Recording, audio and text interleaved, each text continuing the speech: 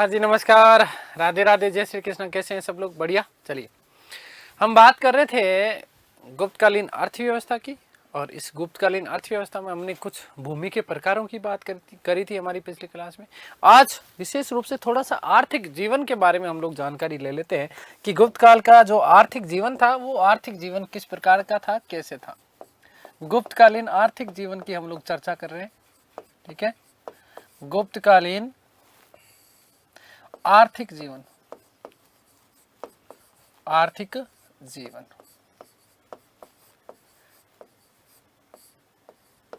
देखिए बेटा,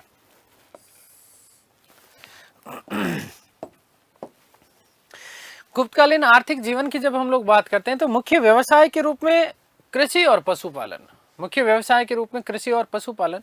चीनी यात्री इत्सिंग ने कहा कि गुप्त काल के दौरान विशेष रूप से चावल और जो थे, चावल और जो प्रमुख फसल के रूप में उल्लेख करता है। कौन? चीनी यात्री इत्सिंग करता है। वहीं याद रखना कि वस्त्र निर्माण उद्योग गुप्त काल का सबसे प्रमुख उद्योग माना जाता है। अमरकोश में कतई, हथकरघा, बुनाई और धागे, इस प्रकार की चीजों का उल्लेख मिलता है आपको। कहां पर? अमरकोश में। चीजों को समझिएगा बेटा, ध्यान से सुनिएगा। मंदसौर अभिलेख में एक उल्लेख मिलता है, आगे हम लोग और इसको थोड़ा चर्चा करेंगे जब गुप्तकालीन कला संस्कृति साहित्य की बात करेंगे तब। तो मंदसौर अभिलेख में रेशम बुनकरों की एक श्रेणी का उल्लेख मिलता है, और यही जो रेशम बुनकरों की जो श्रेणी थी, आगे चल करके उल्लेख मिलता है कि इन्होंने एक भव्य सूर्य मंदिर का भी इन्होंने क्या करवाया था? निर्माण करवाया था। श्रेणी का उल्लेख, श्रेणी का मतलब क्या है? व्यापारी। और साथ ही साथ एक उल्लेख मिलता है कि उस समय जो तक्षशिला हुआ करता था, इस तक्षशिला का शासन जो है वो व्यापारियों के एक निगम के द्वारा संचालित किया जाता था। तक्षशिला, संपूर्ण तक्षशिला का शासन व्यापारियों के एक निगम के द्वारा संचालित किया जाता था। और इसमें विशेष रूप से देखिएगा अब व्यापारियों के बारे में क्या क्या चीजें मिलती है। एक शब्द मिलता है आपको पूग। शब्द क्या मिलता है? पूग। शब्द मिलता है आपको पूग। तो पूग से कैसे याद रखोगे कि पूग का मतलब है कि एक ही जाति के व्यापारियों का जो समूह होता था वो क्या कहलाता था? पूग कहलाता था। एक ही जाति के व्यापारियों का समूह क्या कहलाता था? पूग कहलाता था। एक शब्द मिलता है श्रेणी। शब्द क्या मिलता है बेटा जी? याद रखना, श्रेणी। ये यहां से आपके प्रश्न बनते हैं, ठीक है। शब्द क्या मिलता है? श्रेणी। श्रेणी का मतलब तो क्या होता है? कैटेगरी। क्या चीज है? कैटेगरी। तो कैटेगरी का मतलब विभिन्न व्यापारियों का समूह। विभिन्न व्यापारियों का जो समूह होता था वो क्या कहलाता था? श्रेणी कहलाता था। एक शब्द अभी अभी मैंने कहा कि तक्षशिला का जो शासन है उस शासन का संचालन व्यापारियों के एक निगम के द्वारा किया जाता था। तो व्यापारियों का एक तीसरा शब्द मिलता है। शब्द क्या मिलता है आपको? निगम। क्या शब्द मिलता है? निगम। आपसे देखो, क्योंकि ये थोड़ा सा प्रचलित शब्द है, निगम हमने बहुत बार सुना है। आपसे प्रश्न पूछा जा सकता है कि गुप्त काल में प्रयुक्त शब्द निगम किसके लिए प्रयुक्त होता था? तो याद रखना कि विभिन्न जातियों के परंतु एक ही नगर के व्यापारियों के समूह, विभिन्न जातियों के परंतु एक ही नगर के व्यापारियों का समूह जो होता था वो क्या कहलाता था? निगम कहलाता था। और अभी अभी मैंने आपको बताया कि तक्षशिला का जो शासन है वो एक निगम के द्वारा संचालित किया जाता था। ठीक है बेटा जी, आगे बात समझ क्लियर है। व्यापारियों का जो समूह था उस समूह को सार्थ कहा जाता था, और व्यापारी के समूह को जो नेता होता था उसे सार्थवाह कहा जाता था। नेता कैसे? भाई जब बाहर जाते थे व्यापारी कई प्रकार के व्यापार करने के लिए, तो पूरा का पूरा जो एक समूह होता था, पूरा का पूरा एक समूह होता था। इस समूह में एक आगे और आगे व्यक्ति होता था जो हाथ में इस प्रकार से होता था, लठ लेकर के चलता था भाई साहब, ठीक है ना। रास्ता बताने का कार्य भी करता था और बहुत सारी इसके पास में और भी जिम्मेदारियां हुआ करती थी। तो ये जो व्यक्ति होता था जो हाथ में लठ लेकर के चलता था, ये आपका क्या कहलाता था? सार्थवाह कहलाता था। शब्द क्या? शब्द याद रखना, सार्थवाह। शब्द क्या मिलता है आपके लिए? सार्थवाह। मतलब इन व्यापारियों का जो एक तरीके से नेता जो होता था इस व्यापारी समूह का, है ना। देखिएगा, व्यापारियों का समूह, है ना, व्यापारी समूह, है ना। व्यापारी समूह के लिए शब्द मिलता है सार्थ। क्या शब्द मिलता है? सार्थ। जबकि इनका जो मुखिया होता था, है ना, और ये क्या है, इसका व्यापारी के समूह का मुखिया, यही मुखिया आपका क्या कहलाता था? सार्थवाह कहलाता था। क्या कहलाता था? सार्थवाह कहलाता था। साथ ही साथ एक शब्द मिलता है, शब्द मिलता है श्रेष्ठी। श्रेष्ठी का मतलब क्या होता था? जो साहूकार होता था, सेठ जी, ब्याज पर जो ऋण देने वाला व्यक्ति होता था, वो आपका क्या कहलाता था? श्रेष्ठी कहलाता था। चलिए चीजें लिखता हूं मैं आपके लिए।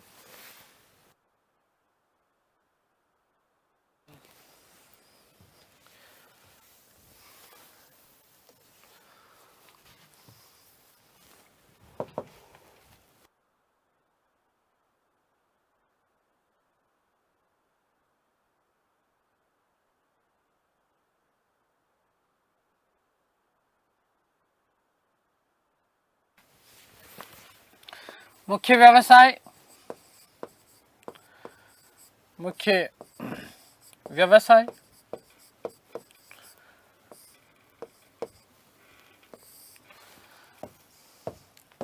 कृषि व पशुपालन, कृषि व पशुपालन।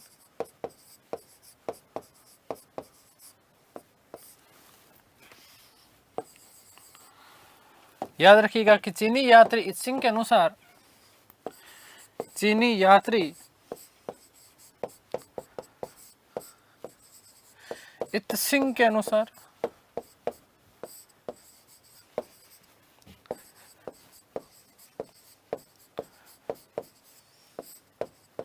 जौ व चावल प्रमुख फसलें हुआ करती थी। जौ व चावल प्रमुख फसल।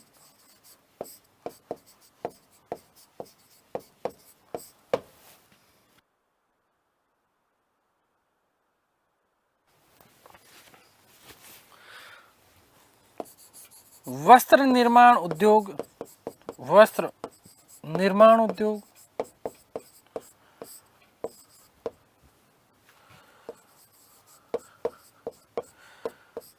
सबसे प्रमुख था।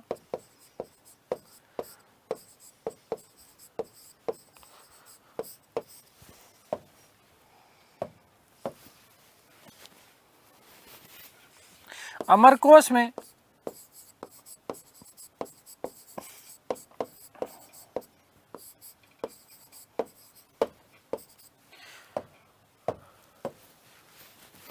कतई, हथकरघा,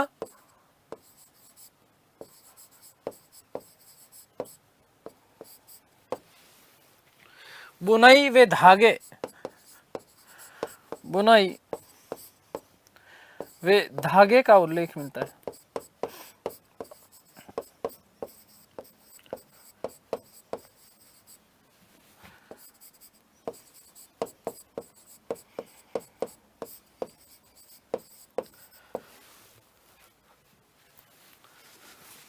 अगली बात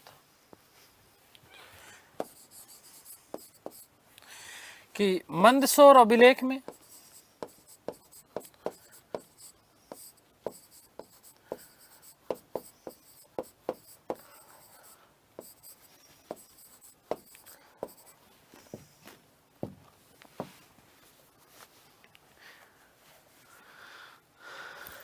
रेशम बुनकरों की, रेशम बुनकरों की श्रेणी, मतलब व्यापारी, श्रेणियों का उल्लेख मिलता है ना, श्रेणियों का मतलब व्यापारियों का उल्लेख मिलता है।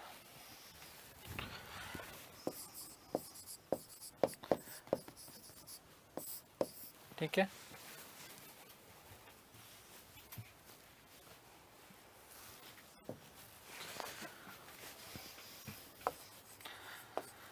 तक्षशिला का शासन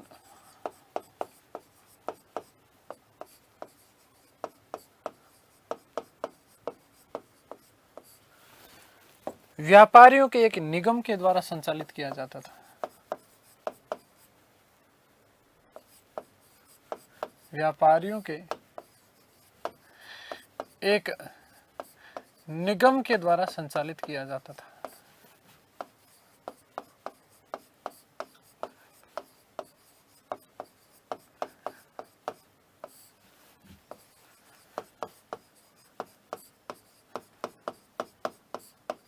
ठीक है,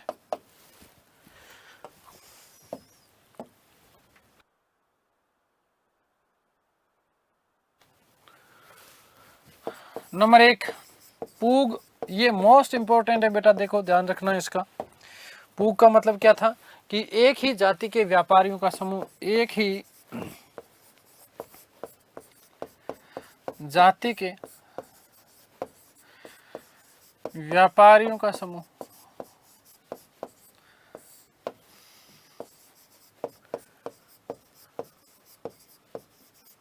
ठीक है। नंबर 2 श्रेणी, विभिन्न जातियों के व्यापारियों का समूह, विभिन्न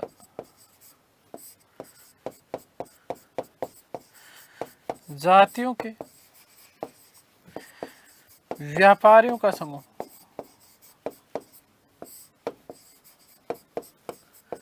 क्या कहलाता था बेटा? श्रेणी कहलाता था। वहीं नंबर 3 शब्द मिलता है निगम,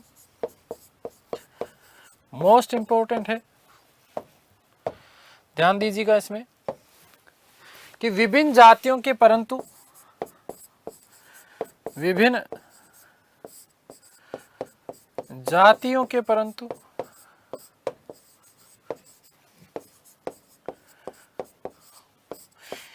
एक ही नगर के व्यापारियों के समूह, नगर के व्यापारियों का समूह,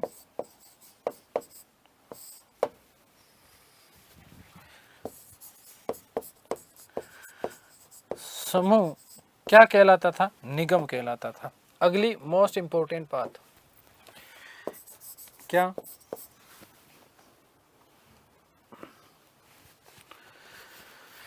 कि व्यापारियों के समूह को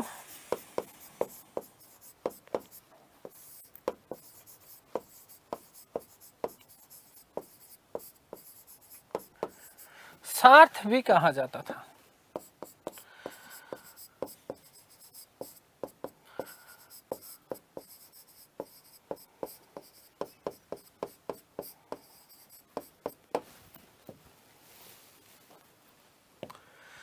और अगली बात कि इस समूह के नेता को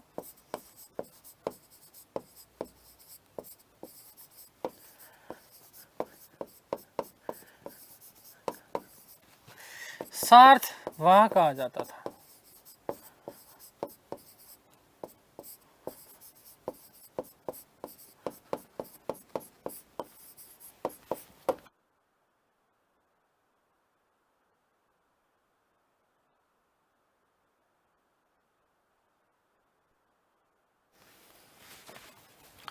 एक शब्द याद रखना, श्रेष्ठी।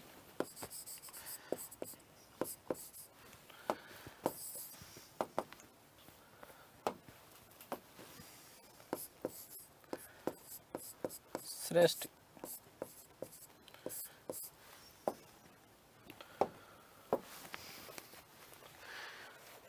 साहूकार,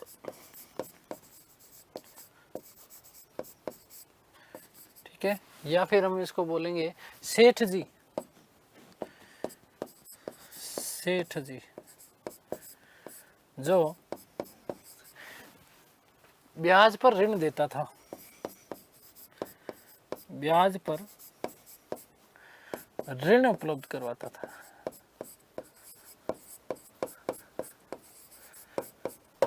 ठीक है, क्लियर?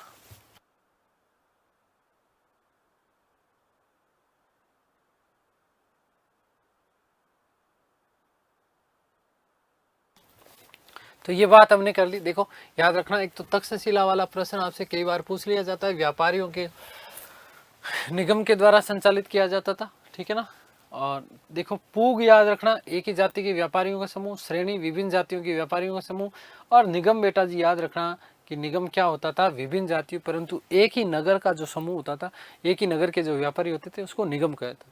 व्यापारियों के समूह को वस्तुतः सार्थ भी कहा जाता था, और व्यापारियों के समूह के नेता को सार्थवाह कहा जाता था। एक शब्द मिलता है आपका श्रेष्ठी, जो साहूकार या सेठ जी, जो गांव में हम सामान्य भाषा में बोलते हैं सेठ जी, ठीक है, उसके लिए प्रयुक्त किया जाता था। ब्याज लेकर के ऋण देता था, पैसे देता था। अब मोस्ट इंपॉर्टेंट, जहां से बहुत बार प्रश्न आते हैं, ठीक है, उसके अलावा कला संस्कृति साहित्य विज्ञान तो हमें पढ़ना ही है, जो जो महत्वपूर्ण चीजें हैं उसके बारे में हम लोग चर्चा करें। देखें, गुप्तकालीन सिक्के 2015 फर्स्ट ग्रेड का फर्स्ट पेपर आप उठा करके देखोगे तो यहां से प्रश्न आया था, गुप्तकालीन सिक्के।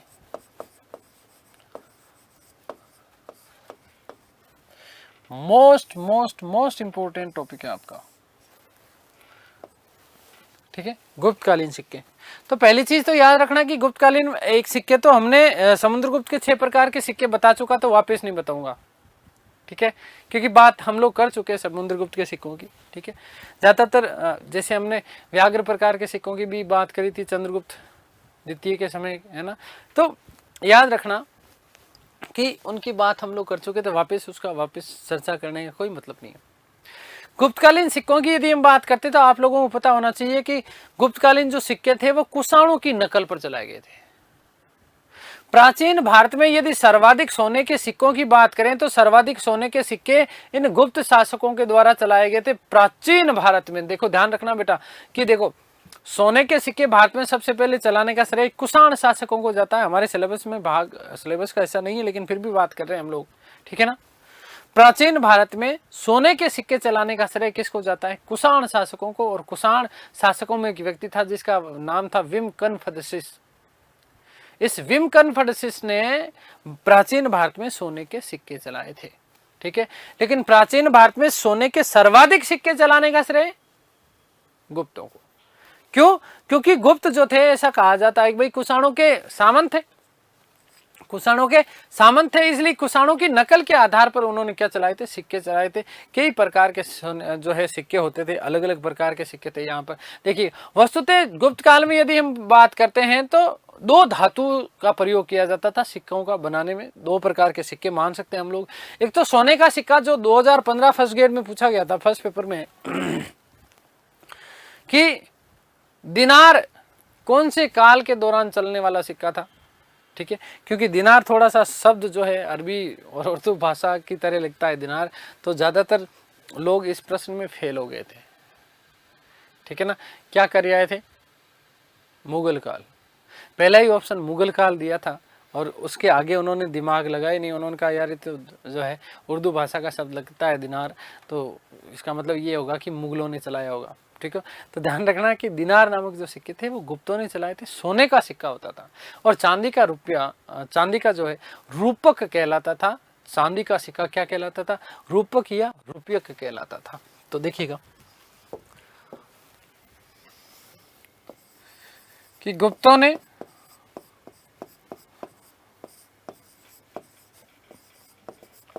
अपने सिक्के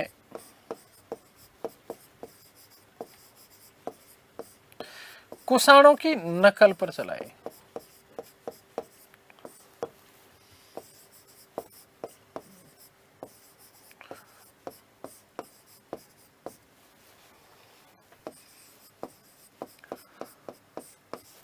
प्राचीन भारत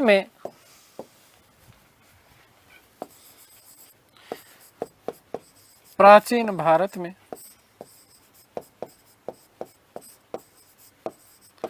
सोने के सर्वाधिक सिक्के चलाने का श्रेय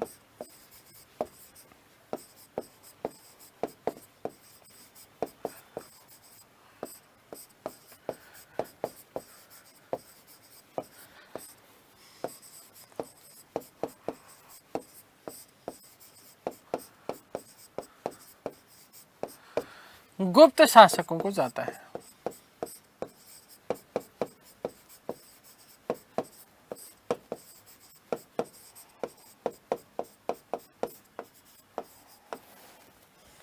ठीक है, ध्यान दीजिएगा बेटा कि दो प्रकार के सिक्के थे, दो प्रकार के सिक्के।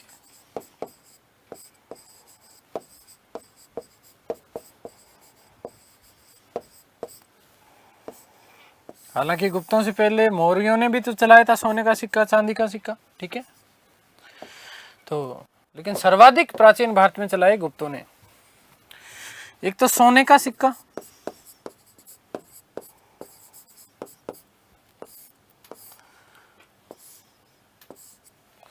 और दूसरा चांदी का सिक्का।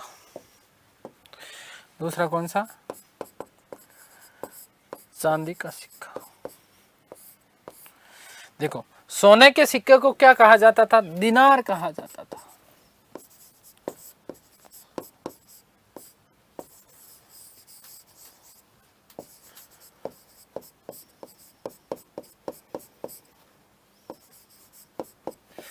जबकि चांदी के सिक्के को बेटा जी ध्यान रखना कि रूपक या रुपयक,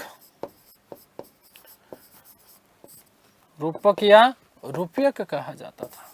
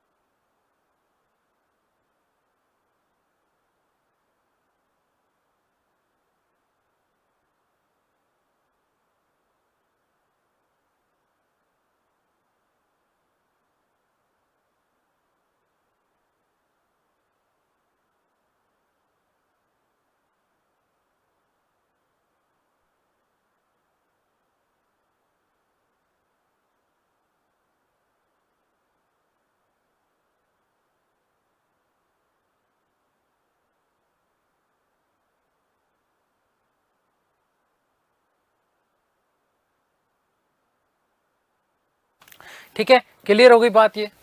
अब देखो ध्यान, एक बात और यहीं पर लगा देता हूं, लिख देता हूं कि दिनार का प्रयोग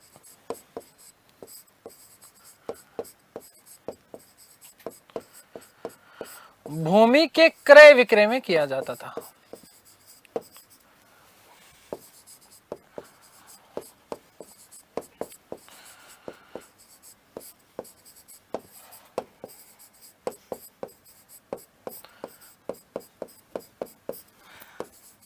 दिनार का प्रयोग किसमें? भूमि के क्रय विक्रय में किया जाता था। जब भूमि खरीदी जाती थी तब उस समय जो है दिनार का प्रयोग किया जाता था। ठीक है, आगे बात समझ में क्लियर है। अब देखो आगे विशेष महत्वपूर्ण बात, गुप्तकालीन जो सिक्का है, इस सिक्के के ऊपर अंकन किस चीज का? आपका ये जो सिक्का है, गुप्तकालीन सिक्का जो है, इस सिक्के पर अंकन किस किस चीज का होता था? यहां से महत्वपूर्ण प्रश्न बनता है बेटा, ध्यान देना। सिक्के पर अंकन किस किस चीज का होता था? तो देखो,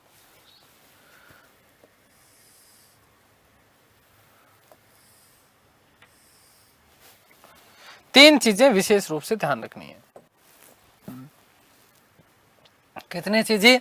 तीन चीजें याद रखनी। कौन कौन सी चीजें बेटा? सबसे पहले गरुड़ का अंकन, गरुड़ का अंकन करवाते थे। गरुड़ प्रकार के सिक्के समुद्रगुप्त के हमने पढ़े, आगे चलता रहा। कुमारगुप्त तक ये चीजें चलती रही। कुमारगुप्त ने गरुड़ के स्थान पर मयूर का अंकन करवाया था। किसका अंकन करवाया था? मयूर का। और साथ ही साथ यदि हम बात करते हैं चंद्रगुप्त प्रथम की, तो उसने आपको पता हो तो राजा रानी प्रकार के सिक्के चलाए थे। राजा का तो अंकन होता ही होता था। ठीक है, तो तीन चीजों का अंकन विशेष रूप से सर्वाधिक जो अंकन मिला, गरुड़ का अंकन मिला है, मयूर का अंकन मिलता है, और कार्तिकेय, मयूर का मतलब कार्तिकेय का वाहन भगवान शिव। ठीक है, और साथ ही साथ राजा का अंकन। तो ध्यान देना, पहली चीज कि मयूर का अंकन,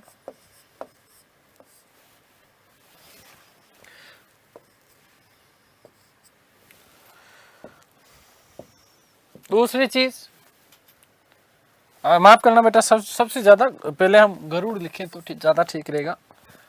गरुड़ का अंकन। नंबर 2 मयूर का अंकन। और नंबर 3 राजा का अंकन। गरुड़, मयूर और राजा का अंकन किया जाता था। अंकन सर्वाधिक देखने को मिलता है हमें। आगे बात समझ में। गरुड़ का अंकन, मयूर का अंकन और राजा का अंकन जो है सर्वाधिक देखने को मिलता है। याद रखना, एक मोस्ट इंपोर्टेंट जो प्रश्न बनता है आपका, अभी जो हाल में ही पूछा गया था, क्या प्रश्न पूछा गया, फर्स्ट ग्रेड जो संस्कृत शिक्षा विभाग ने जो परीक्षा करवाई उसमें ये प्रश्न पूछा गया था कि गुप्तकालीन सिक्कों का सर्वाधिक ढेर कहां से मिलता है। गुप्तकालीन सिक्कों का सर्वाधिक ढेर आपको बयाना, भरतपुर से मिलता है। कहां से? बयाना, भरतपुर से। तो नोट लगा के लिख रहा हूं, नोट कि गुप्तकालीन सिक्कों का ढेर, गुप्तकालीन सिक्कों का ढेर सर्वाधिक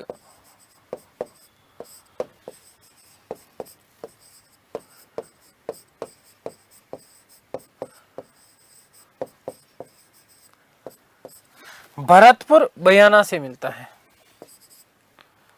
या बयाना, ठीक है, कहां पर है? भरतपुर में है।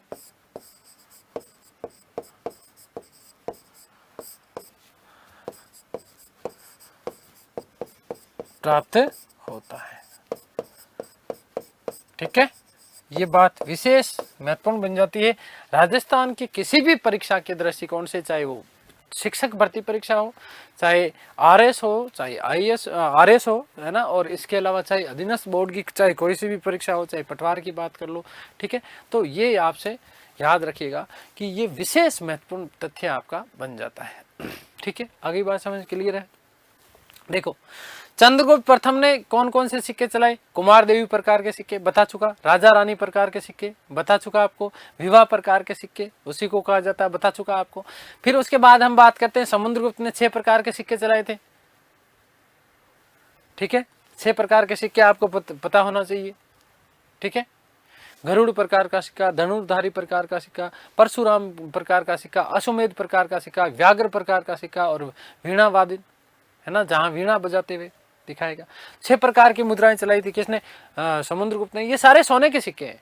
चंद्रगुप्त द्वितीय ने एक परिवर्तन किया था। चंद्रगुप्त द्वितीय ने क्या करा? चांदी का व्याघ्र प्रकार का सिक्का चलाया। ये भी मैं आप लोगों को लिखवा चुका। उसके बाद हम बात करते हैं कुमारगुप्त प्रथम की। किसकी बेटा जी? कुमारगुप्त प्रथम की। देखो, जो चीजें हम कर चुके हैं उसको बार बार गाने का कोई मतलब नहीं है, फालतू टाइम भी खराब होगा आप लोगों का। परीक्षाएं, एग्जाम जो है वो नजदीक है, आप लोगों को पता होना चाहिए। तो वही बातें करेंगे जो ज्यादा हमारे परीक्षा के दृष्टिकोण से महत्वपूर्ण है। ठीक है, लेकिन हाँ, इतना विश्वास रखिएगा, छोड़ूंगा कुछ नहीं पीछे। कुमारगुप्त के समय मैंने आपको कहा कि कुमारगुप्त ने एक तो अपने सिक्कों के ऊपर क्या करवाया? गरुड़ के स्थान पर मयूर का अंकन करवाया। मोस्ट इंपोर्टेंट तथ्य बनता है, ये भी मैंने आपको बात हालांकि लिखवा दी। अब इसके अलावा कुमारगुप्त ने समुद्रगुप्त की भांति अश्वमेध प्रकार के सिक्के चलाए थे। कौन से? अश्वमेध प्रकार के सिक्के चलाए। एक गजारोही, गजारोही प्रकार का सिक्का भी वस्तुतः किसका है? कुमारगुप्त का है। स्कंदगुप्त ने सिक्का चलाया एक विशेष रूप से। तो इन दोनों लोगों के सिक्के मुझे आप लोगों को लिए लिखवाने हैं। याद रखना, एक तो कुमारगुप्त के 3 प्रकार के सिक्के, याद ध्यान देना बेटा। देखो, चंद्रगुप्त प्रथम का मैं सिक्का लिखवा चुका, इसलिए मैं लिखवा नहीं रहा हूँ। समुद्रगुप्त के सारे मैं सिक्के आपको लिखवा चुका, इसलिए मैं नहीं लिखवा रहा हूँ। चंद्रगुप्त द्वितीय ने केवल एक नया सिक्का चलाया था। कौन सा? व्याघ्र प्रकार का चांदी का सिक्का था, वो भी मैं आपको लिखवा चुका, इसलिए नहीं लिखवा रहा हूँ। सीधे सीधे मैं लिखवा रहा हूँ कुमारगुप्त का सिक्का। ठीक है, कुमारगुप्त के सिक्के,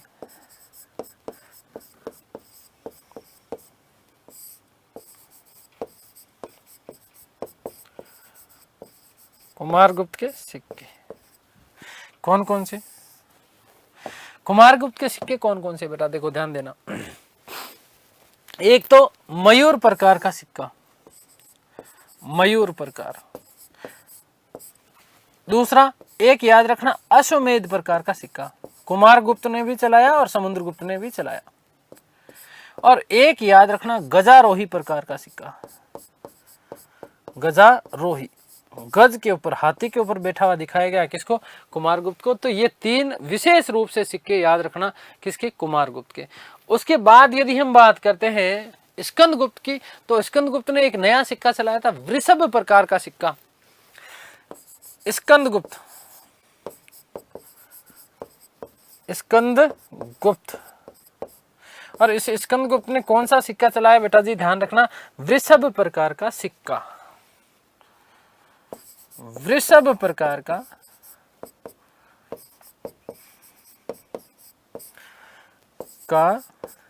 सिक्का प्रचलित करवाया।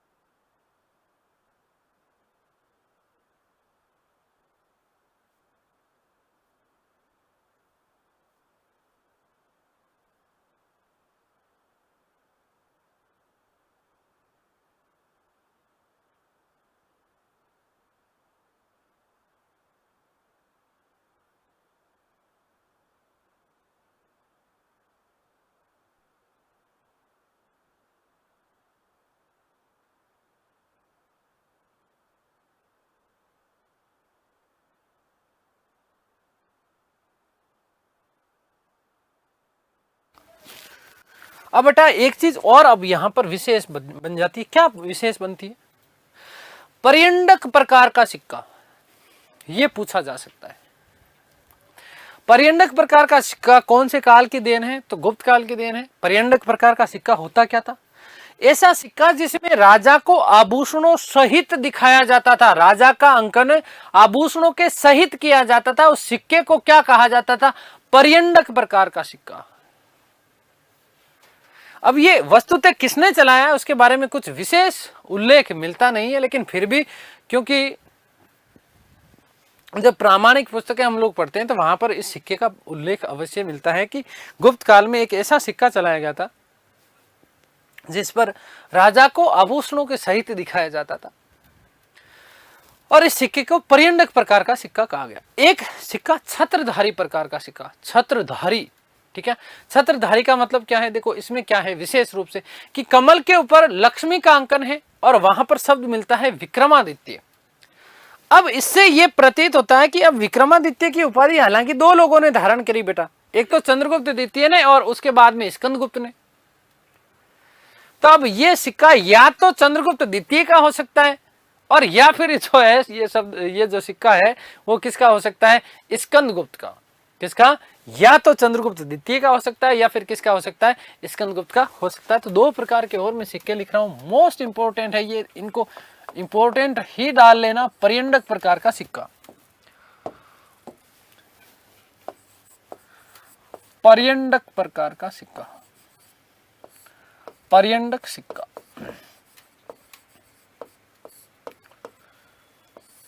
ऐसा सिक्का जिस पर, ऐसा सिक्का जिस पर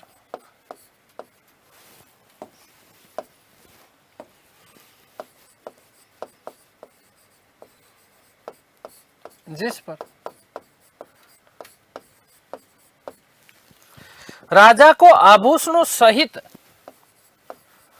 राजा को आभूषणों सहित, आभूषण सहित, आभूषण सहित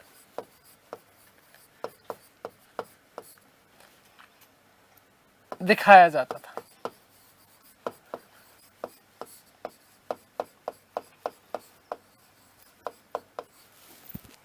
ठीक है, एक सिक्का। दूसरा कौन सा? छत्रधारी प्रकार का सिक्का, यह भी इंपॉर्टेंट है आपका। छत्रधारी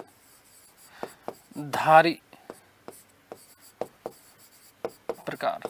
ठीक है, क्या होता था छत्रधारी प्रकार में? याद रखना बेटा जी, बहुत इंपॉर्टेंट है, ये पूछा जा सकता है कि कमल के ऊपर लक्ष्मी का अंकन है। एक तो कमल पर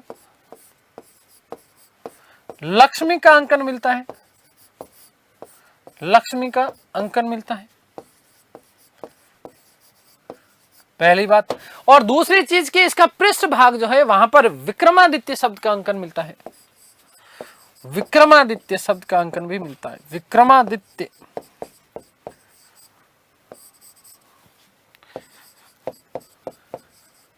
शब्द का अंकन मिलता है।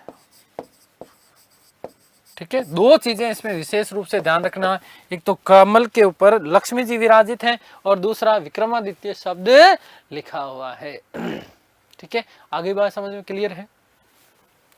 अब कुछ अन्य महत्वपूर्ण तथ्य मैं आप लोगों को कुछ हल्के फुल्के लिखवा रहा हूं, हल्के है ना। देखो, एक तो गुप्त काल में मैंने आपको कहा कि लंबी दूरी के व्यापार में कमी आई। गुप्त काल का सबसे जो प्रमुख बंदरगाह माना जाता है वो माना जाता है ताम्रलिप्ति बंदरगाह। भारत और चीन के मध्य विशेष रूप से गुप्त काल में व्यापार हुआ करता था और इस स्थिति में श्रीलंका जो था वो बिचौली की भूमि निभाता था। चीनी यात्री वेनसांग जब भारत पहुंचता है 6वीं शताब्दी में, वस्तुतः हर्षवर्धन के शासनकाल में, उस समय ऐसा कहा जाता कि इसके समय जो पाटलिपुत्र जो था वो पाटलिपुत्र बिल्कुल गांव बन चुका था। ठीक है, तो अन्य महत्वपूर्ण तथ्य मैं आपको लिखवा रहा हूं, अन्य महत्वपूर्ण तथ्य ध्यान रखिएगा कि गुप्त काल में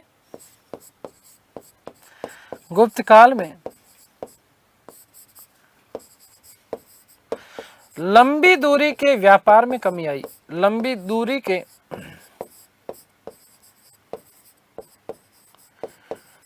व्यापार में कमी आई।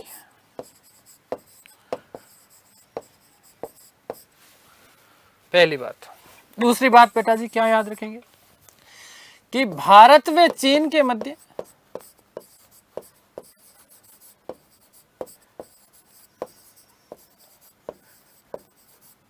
होने वाले व्यापार में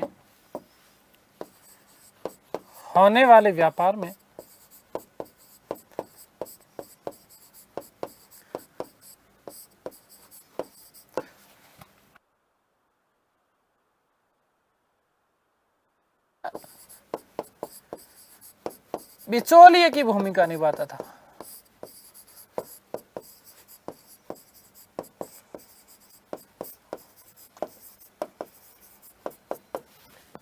और लास्ट बात कि गुप्त काल में सबसे प्रमुख बंदरगाह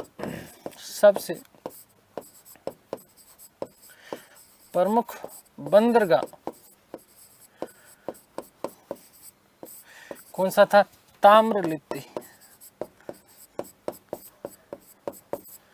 कौन सा था? ताम्रलिप्ति, जो कि पूर्वी बंगाल में था।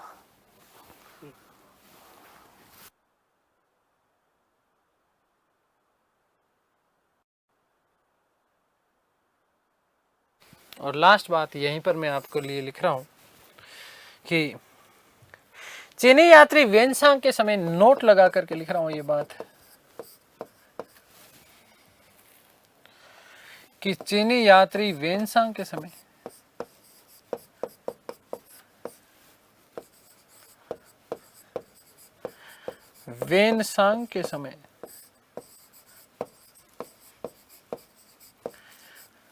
पाटलिपुत्र गांव बन चुका था। पाटलिपुत्र गांव बन चुका था।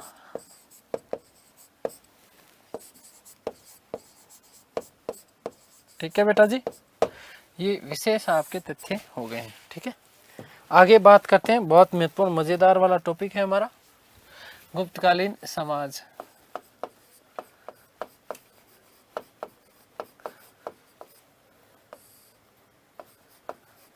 गुप्तकालीन समाज। देखो सुनो ध्यान से, गुप्तकालीन समाज की यदि हम बात करते हैं तो गुप्तकालीन समाज मूल रूप से 4 वर्णों में विभाजित था। वर्ण व्यवस्था जो थी वो जन्म पर आधारित थी, और ये 4 वर्ण कौन कौन से? ब्राह्मण, क्षत्रिय, वैश्य और शूद्र। ब्राह्मण, क्षत्रिय, वैश्य और शूद्र। लेकिन यहां पर शूद्रों के साथ में गुप्त काल में विशेष रूप से कुछ चीजें हुई। शूद्रों को पहली बार सेना में एक तरीके से सेना में भर्ती होने का अधिकार मिला गुप्त काल में, और साथ ही साथ पहली बार रामायण और महाभारत सुनने का अधिकार भी गुप्त काल में मिला। किसको? शूद्रों को। तो शूद्रों की स्थितियां और ज्यादा सुधरी। वेनसांग जब यहां पर आए तो वेनसांग ने इन शूद्रों को कहा कि ये जो शूद्र जो लोग थे ये शूद्र वस्तुतः कृषक होते थे, लेकिन एक नई बात हुई गुप्त काल के दौरान। वर्ण व्यवस्था में एक 5वां वर्ण आया, और 5वां वर्ण के रूप में उल्लेख मिलता है वस्तुतः चांडाल। अब इस वर्ण को कई जगह चांडाल वर्ण का भी उल्लेख मिलता है, और कई जगह बेटा इसको जाति के रूप में भी आपको दिखाया गया है। चांडाल जाति का उल्लेख मिलता है जो कि सबसे निम्नतम वर्ण माना जाता था। शूद्र से भी नीचे का वर्ण जो था वो था कौन सा? चांडाल। तो एक तरीके से 5वें वर्ण के रूप में चांडाल जाति उभरी। कौन थे चांडाल? तो चांडाल जो वस्तुतः थे वो मांस भक्षण करने वाले, सुरापान करने वाले, नीच और अधम प्रवृत्ति और इस प्रकार के कार्य जो करने वाले जो लोग थे वो क्या कहलाते थे? चांडाल कहलाते थे। इन चांडाल लोगों को गांव में निवास करने का अधिकार नहीं था, नगर से बाहर निवास करते थे। लेकिन जब जब नगर में प्रवेश करते थे तब तब वो ढोल नगाड़े बजाते हुए, क्या चीज है? ढोल नगाड़े बजाते हुए जो है गांव में प्रवेश करते थे। और पीछे वाली जो साइड है, इस पीछे वाली साइड में एक बड़ा सा झाड़ू बांधते थे, ताकि जब वो गांव में, एक तो ढोल नगाड़े क्यों बजाते थे? वो जब गांव में प्रवेश करे तो लोग उनसे दूर हट जाए, और दूसरी चीज क्या? झाड़ू क्यों? झाड़ू इसलिए ताकि उनके पद चिन्ह भी वहां पर नहीं टिके, क्योंकि उन्हें बहुत ज्यादा ही जो है निम्न वर्ण का माना जाता था। अस्पृश्यता अर्थात छुआछूत का जन्म हुआ पहली बार कौन से काल में? गुप्त काल में। साथ ही साथ दोस्तों ध्यान रखिएगा कि कायस्थ वर्ण का भी उल्लेख मिलता है। कायस्थ वस्तुतः व्यापारी वर्ण, और इस कायस्थ का उल्लेख सर्वप्रथम हमें याज्ञवल्क्य की स्मृति में देखने को मिलता है। कहां पर? याज्ञवल्क्य की स्मृति में कायस्थ का उल्लेख मिलता है। साथ ही साथ नारद स्मृति में 15 प्रकार के दासों का उल्लेख मिलता है, लेकिन मनुस्मृति में केवल और केवल 7 प्रकार के दासों का ही उल्लेख मिलता है। ये विशेष बात याद रखना। अब थोड़ी सी यदि हम लोग यहाँ पर चर्चा करें, गुप्त काल में दासों की स्थिति बहुत ज्यादा दयनीय थी, और गुप्त काल में यदि हम बात करें स्त्रियों की स्थिति की, किसकी बात करें? स्त्रियों की स्थिति की, तो स्त्रियों की स्थिति गुप्तकालीन कला संस्कृति साहित्य में तो स्त्रियों को जो है आदर्श स्वरूप प्रस्तुत किया गया। बहुत अच्छी स्थिति बताइए। गुप्त काल में जो कला संस्कृति और साहित्य है वहां तो उसका बहुत आदर्श स्वरूप दिखाया, लेकिन वास्तविक यदि बात करें तो वास्तविक रूप में गुप्तकालीन स्थितियों की स्थितियां बहुत ज्यादा दयनीय हुआ करती थी। ठीक है, क्योंकि सती प्रथा का उल्लेख हमने बात करी भानुगुप्त के हिरण अभिलेख में, जहां भानुगुप्त की पत्नी, माफ करना, गोपराज की पत्नी, भानुगुप्त के सैनिक गोपराज की पत्नी जो है वो सती व्रत का धारण करती है। वही एक बात बता देते हैं हम लोग आपको कि महाभारत में पत्नी के बिना जीवन शून्य माना गया है। महाभारत में, मेरे सामने बैठे हुए कई लोग हंस रहे हैं, है ना। महाभारत में पत्नी, आप लोगों के लिए कह रहा हूं क्योंकि मेरे सामने तो कैमरा है, कैमरे के उस तरफ आप हैं, मुझे ऐसा प्रतीत होता है ना, कि आप सामने ही बैठे। तो क्या है कि महाभारत में पत्नी के बिना जीवन शून्य माना गया। अब मैंने इसलिए कहा कि कई लोग इसलिए हंस रहे होंगे, उनको ऐसा लग रहा होगा कि पत्नी तो हमारे है ही नहीं, तो हमारा तो जीवन ही निरर्थक है। अरे भाई ऐसा नहीं है। चलिए, महाभारत में ऐसा कहा गया है। ठीक है, विधवा विवाह प्रचलित था। नारद स्मृति के अनुसार विधवा जो है, इन विधवाओं की स्थिति बहुत अच्छी थी और इनको एक बार पुनः जो है विवाह करने की अनुमति थी। इन विधवाओं का भरण पोषण जो है, नारद स्मृति में ये उल्लेख मिलता है कि भरण पोषण राजा के द्वारा किया जाता था। पुनर्विवाह ये कर सकती थी, लेकिन पुनर्विवाह करने के लिए विशेष परिस्थितियां होना अनिवार्य था। अब विशेष परिस्थितियां कौन कौन सी? पहली परिस्थिति ध्यान से सुनना, पति मर गया हो, पति को बचीड़ बोल गया यदि,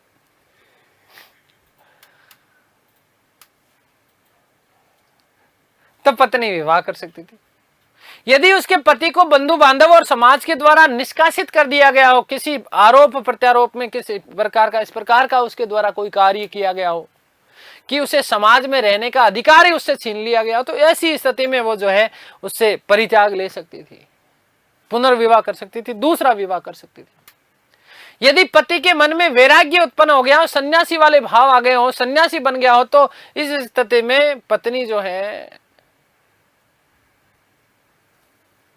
वो पुनर्विवाह कर सकती थी। पति यदि राजद्रोही बन गया हो, पति अगर क्या बन गया हो, राजद्रोही बन गया हो, तो इस स्थिति में भी जो है उसे राजा के विरुद्ध उसने कोई कार्य कर दिया हो, तो इस स्थिति में भी वो पुनर्विवाह कर सकती थी। और सबसे बड़ी बात कि पति यदि नपुंसक हो गया हो, पति क्या हो गया हो, नपुंसक हो गया हो और संतानोत्पत्ति करने में असमर्थ हो, तो इस स्थिति में भी जो है वो अपने परिवार को आगे चलाने के लिए उस स्थिति में वो विवाह कर सकती थी। और एक और परिस्थिति कौन सी, एक और परिस्थिति बेटा कि पति यदि विदेश चला गया हो और वापस आने की उम्मीद ही नहीं हो, तो इस स्थिति में भी वो पुनर्विवाह कर सकती थी। इस स्थिति में भी वो क्या कर सकती थी, पुनर्विवाह कर सकती थी। तो याद रखिएगा, हम कुछ बातें कर लेते हैं, देखिएगा।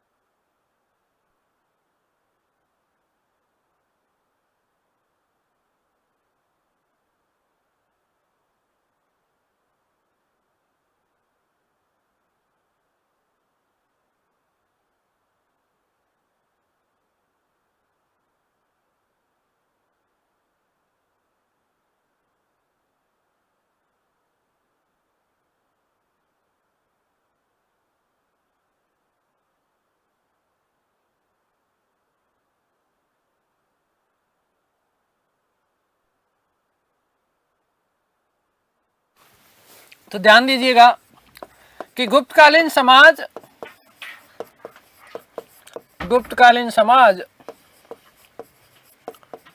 मूलतः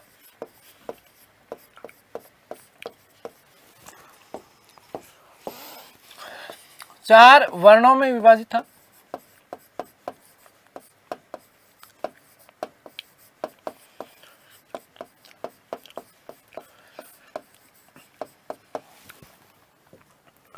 लिखने की जरूरत मुझे तो नहीं लगता कि है, लेकिन फिर भी लिख देता हूं। ब्राह्मण, क्षत्रिय, वैश्य और शूद्र।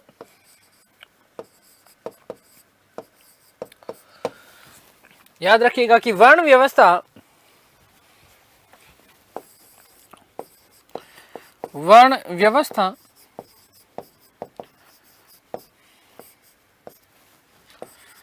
जन्म पर आधारित थी।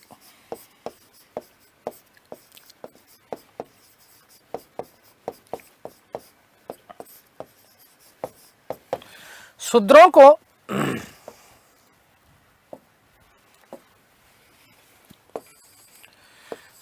को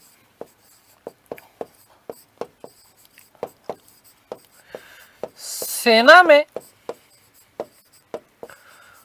भर्ती होने का अधिकार था।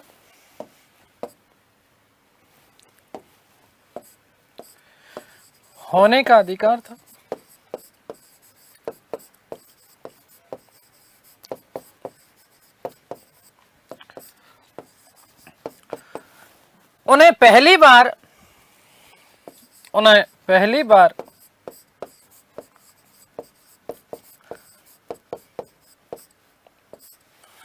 महाभारत व रामायण सुनने का अधिकार मिला। मोस्ट इंपोर्टेंट प्रश्न बन जाता है, याद रखना बेटा। महाभारत व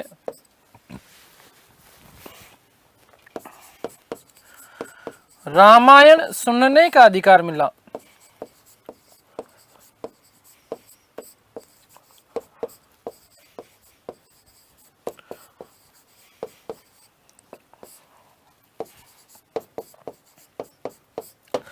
याद रखिएगा बेटा जी कि वेनसांग ने शूद्रों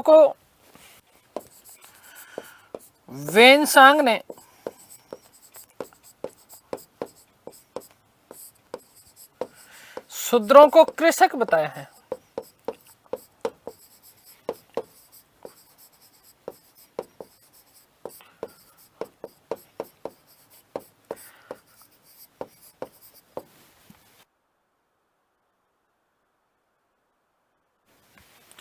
ठीक है, अगली बात क्या, समाज में पांचवें वर्ण के रूप में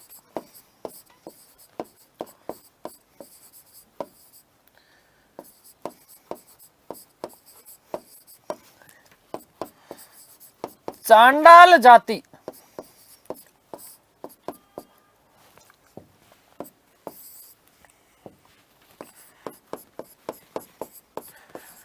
का उल्लेख मिलता है।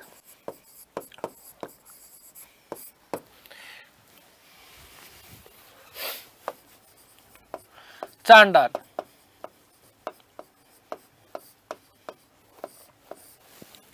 कौन?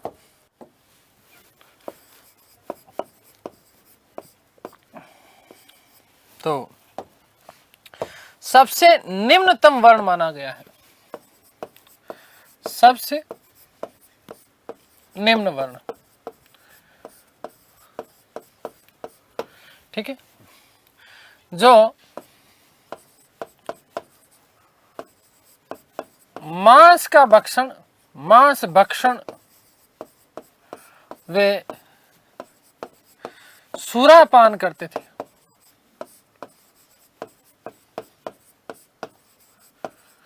नीच वे अधम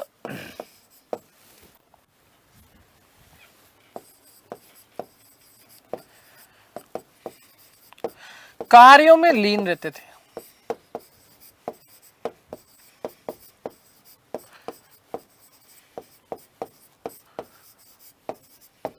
ठीक है, नेक्स्ट बात,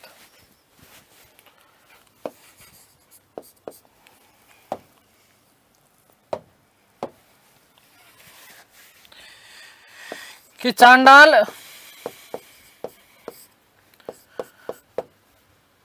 गांव से बाहर निवास करते थे।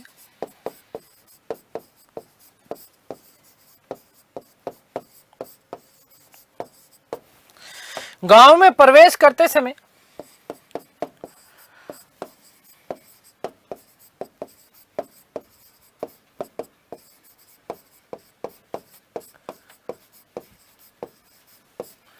यह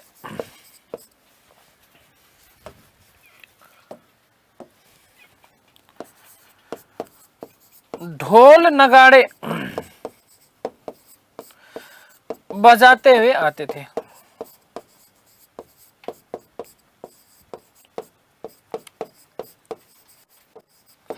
ताकि लोग इनसे दूर हट जाए।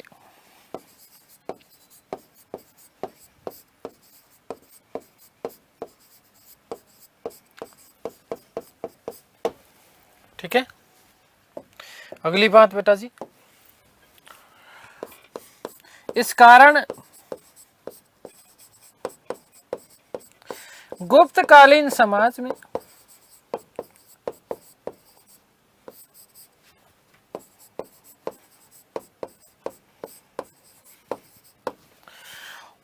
अस्पृश्यता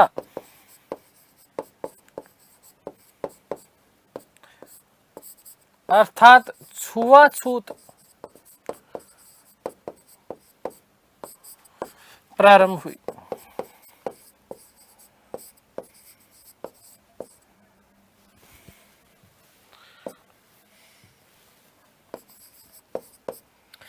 ठीक है, एक नोट लगा रहा हूं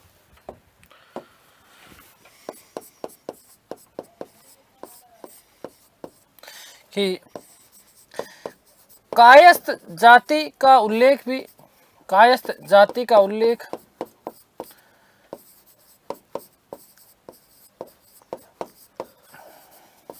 भी मिलता है। वस्तुतः ये व्यापारी के रूप में होते थे, लेकिन नोट में नोट कि सर्वप्रथम कायस्थों का उल्लेख, सर्वप्रथम कायस्थों का उल्लेख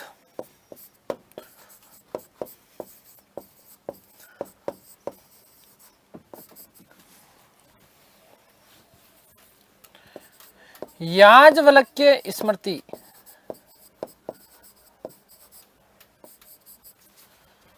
स्मृति में देखने को मिलता है।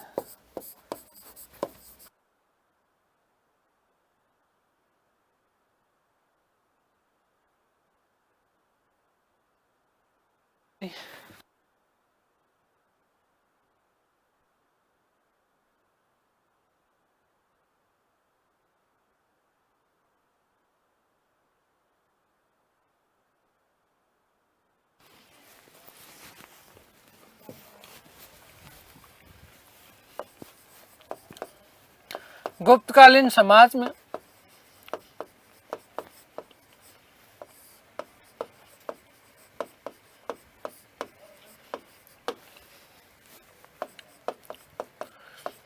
स्त्रियों की स्थिति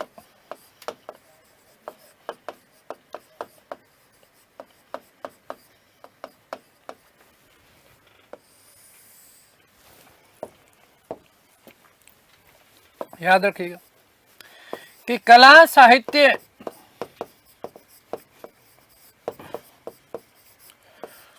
में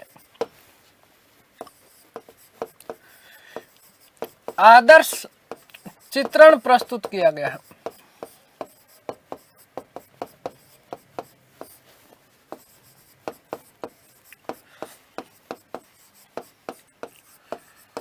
परंतु वास्तविक रूप में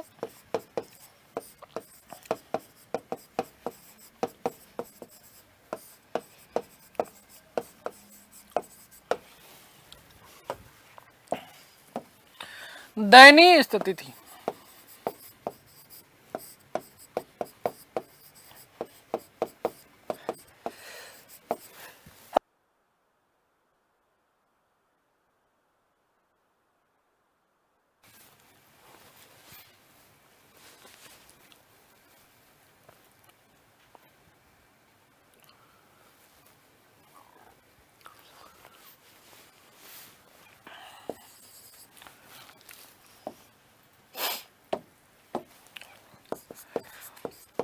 सती प्रथा का उल्लेख मिलता है।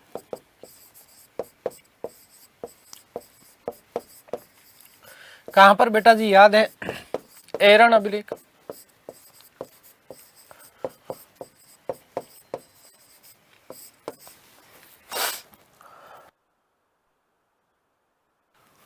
एक बात याद रखिएगा कि महाभारत में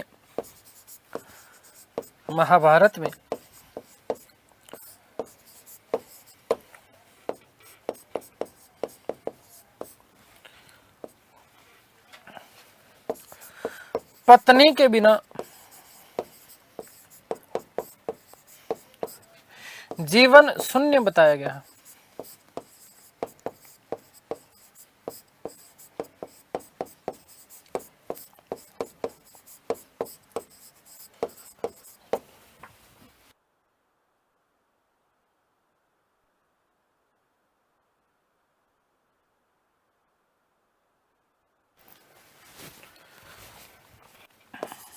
गुप्त काल में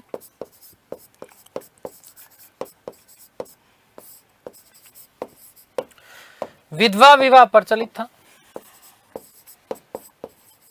विधवा विवाह प्रचलित था। विधवाओं का भरण पोषण राजा के द्वारा किया जाता था। विधवाओं का भरण पोषण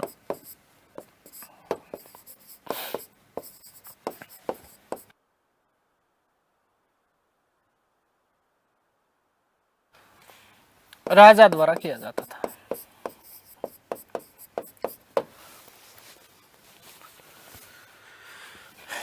स्त्रियों को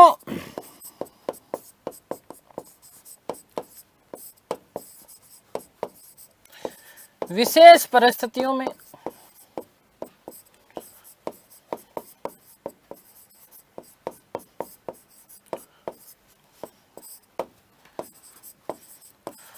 पुनर्विवाह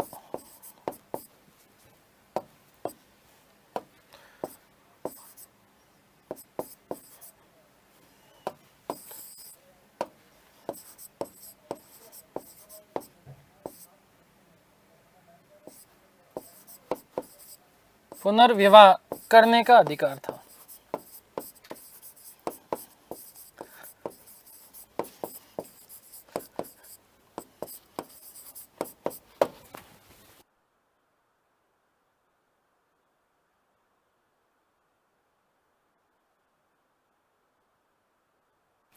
ठीक है, वो विशेष परिस्थितियां कौन कौन सी मैं आप लोगों को बता चुका। पति मर गया हो, बंधु बांधव द्वारा समाज से निष्कासित कर दिया हो, ठीक है, अगली बात समझे, सन्यासी बन गया हो, राजद्रोही हो, है ना, राजा के विरुद्ध कोई विद्रोह कर दिया हो, नपुंसक बन गया हो, क्या बन गया हो, नपुंसक बन गया हो, विदेश चला गया हो, वहां से वापस आ ही नहीं सकता। तो ये जब स्थितियां होती थी तो इस स्थिति में वो पुनर्विवाह कर सकती थी। ठीक है, तो ये हमने बात कर ली गुप्तकालीन समाज की, गुप्तकालीन कला संस्कृति। अब हमारा टॉपिक बचा हुआ है, ठीक है, और साथ ही साथ हम बात करेंगे गुप्तकालीन साहित्य की, बहुत डिटेल में पढ़ाने वाला हूँ, कला संस्कृति बहुत डिटेल में पढ़ाने वाला हूँ। एक भी प्रश्न आपका उससे बाहर जाएगा नहीं। उम्मीद करता हूँ कि सारी की सारी चीज़ें आप लोगों को समझ में आई होगी। ईश्वर से प्रार्थना करता हूँ कि आप सब स्वस्थ रहें, मस्त रहें, तंदुरुस्त रहें, आह्लादित और प्रसन्नचित रहें। इस सृष्टि की संपूर्ण खुशियाँ आपको और आपके परिवार को मिले। मिलते हैं हमारी अगली कक्षा में, तब तक के लिए सभी को धन्यवाद, नमस्कार, थैंक यू सो मच।